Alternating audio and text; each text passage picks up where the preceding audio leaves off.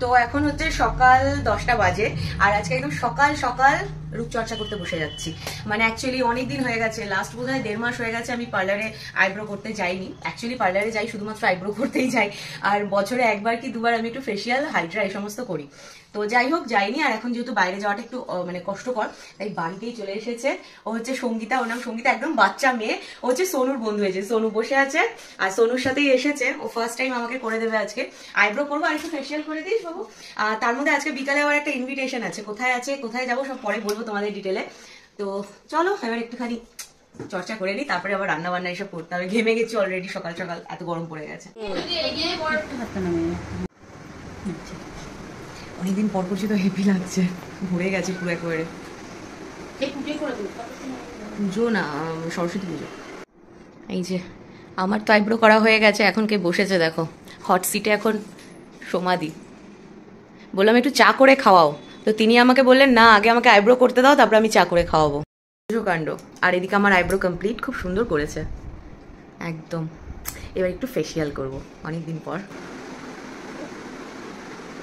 আমার কিন্তু মেনলি ফেসিয়ালের থেকেও ইম্পর্টেন্ট হচ্ছে এই ম্যাসাজটা। এত আরাম লাগছে মনে হচ্ছে ঘুমিয়ে পড়ি, সিরিয়াসলি।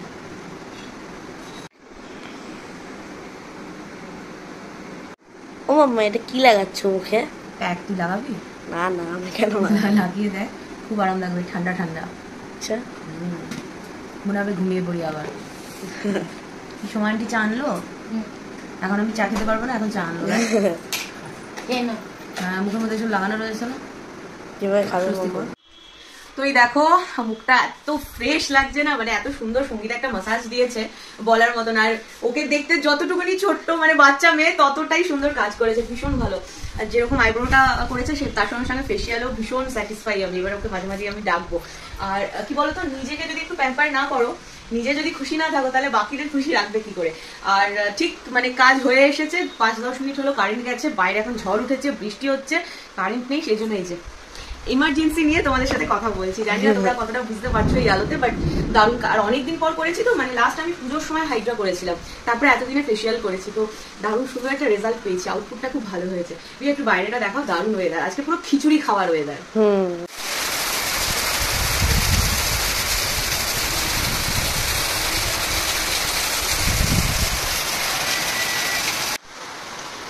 আর এদিকে এখন ঝড় বৃষ্টি নেমে গেছে, ওর তো হয়ে গেছে, দুজনেই এখন সোনু আর ও দুজনেই বসে গেছে কি করে বাড়ি যাবে। তাহলে বাড়ি যেতে হবে না, থেকে যা, রান্না করছি সবাই মিলে একসাথে খাওয়া দাওয়া করি।